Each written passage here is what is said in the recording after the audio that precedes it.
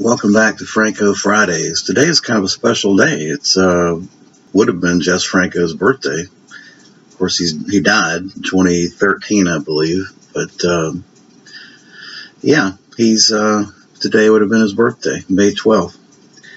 And I have probably one of his, well, from a Euro 80s standpoint, the period of the 80s when he really got into kind of doing his own thing, unencumbered. I would say this is one of his best films, and that is Macumba Sexual. Now, where to start with this? Macumba is a word, it's a Portuguese word with African and Brazilian roots, meaning musical instrument or and sorcery. It's got elements of sorcery in it. Macumba also has a religious connotation. It's practiced particularly in Africa. It's got a sorcery elements into it, voodoo elements in it. And apparently Macumba, from Jess Franco's perspective, is kind of an accelerated frenzy. So in this film, you see a number of people that are practicing this Macumba type religion, where the elements of it start in a ritualistic fashion, like drawing symbols in the sand, and things accelerate to the point where it becomes a sexual frenzy, an orgy. Not an orgy, but a sexual frenzy, where the person just goes almost like they're possessed. This film incorporates eroticism and horror elements, which I think is really Jess Franco's. That's what he does best. That's really his sweet spot as far as a director is incorporating horror and eroticism, and kind of the lines are very blurred.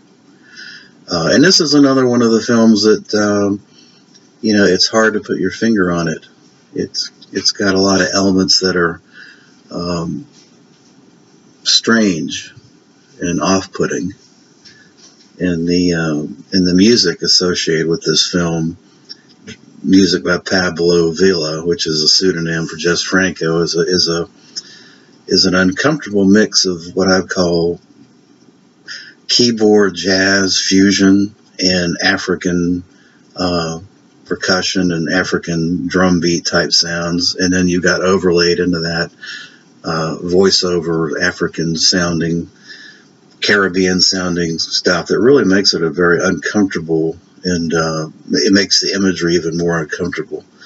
Very strange world we've entered into, and Jess Franco admits in the interview in this film that he was fascinated with this whole concept of the Macumba, the voodoo type religion, and then incorporating those elements into a erotic movie. The film was shot in the Canary Islands, which he has a huge passion for, and the scenery is beautiful. It's just beautiful to look at. Very off-putting. It's beautiful, but it's also off-putting and uncomfortable at the same time. And I guess that's a function of the music, particularly. So this film stars Ajita Wilson, who looks kind of like a tall Christopher Lee, or a Grace Jones, if you will. And she is as Jess Franco in his interview said, she is an operated man, which is basically a transvestite.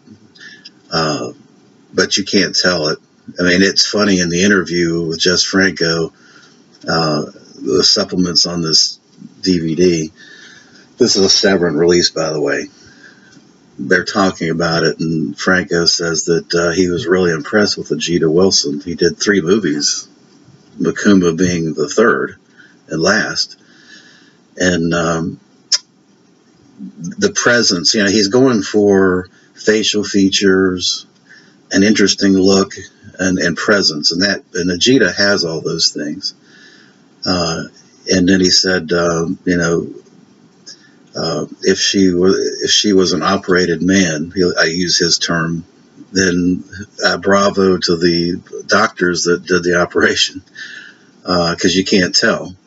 And then you get a quick cut to Lena Romay being interviewed, who immediately says, Ajita was clearly a transsexual, take my word for it. And then you get a quick cut back to Franco saying, who cares? Who cares? She's interesting to look at. It's just a funny exchange on the interview. But Ajita Wilson is very interesting and hypnotic in this film, and scary.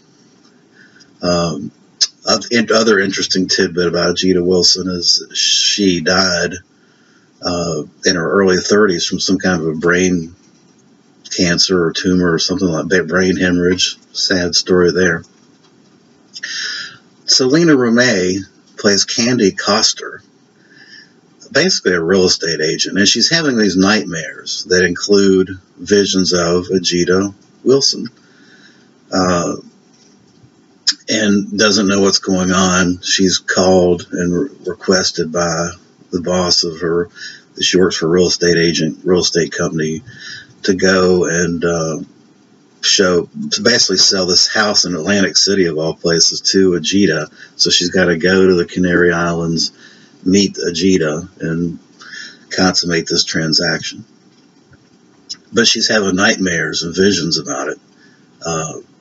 And turns out when she gets there, she runs into Jess Franco, who's in this film. He's a simpleton hotel operator. And apparently in his interviews, he said he loves to play simpleton type roles, and he does it really well. But basically, he tells her that Ajita's dead. There is no Ajita. So the lines between reality and fantasy, once again, are blurred, which is what you always can expect from Jess Franco. And he admits freely in interviews, in the interview coverage of this on the DVD, that he thinks that's what makes it, the elements of eroticism mixed with horror and fantasy reality confusion are what makes it interesting for him. And he's made a film here that's really unencumbered. You know, most of the films starting with the early 80s and onward were the truest perfection of his vision of a film, because he had no restrictions. He had no restrictions from Spanish government.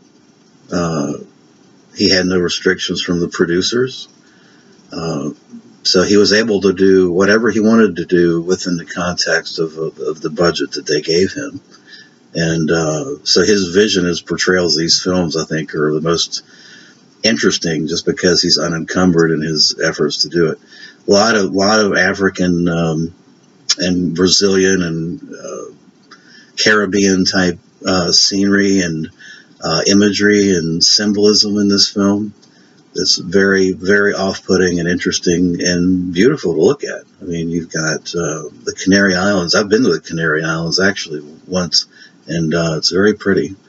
And that backdrop of the pretty imagery with this voodoo religious eroticism coupled with the jazz fusion, Caribbean music is just a wild. No other director would do anything like this. First off, I mean, only Jess Franco is going to do this, and I think he really did it as it was within him as his passion, and he put it on screen, and I appreciate that. I think it's one of his best films.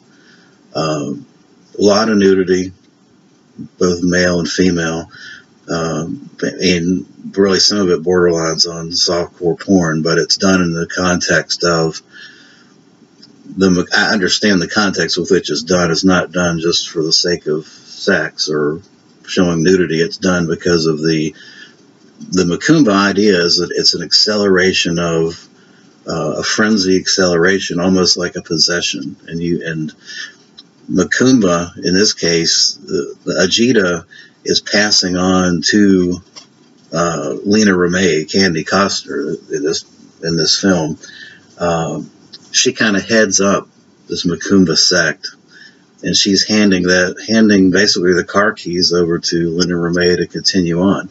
And the real question of the film is, was Lena Remey always kind of the head of this sect to begin with, and there never was an Ajita Wilson? Is she just a nightmarish vision, or is it truly being a reality that's being passed on to Lena Remey? Those blurred lines between reality and fantasy make it very interesting to watch.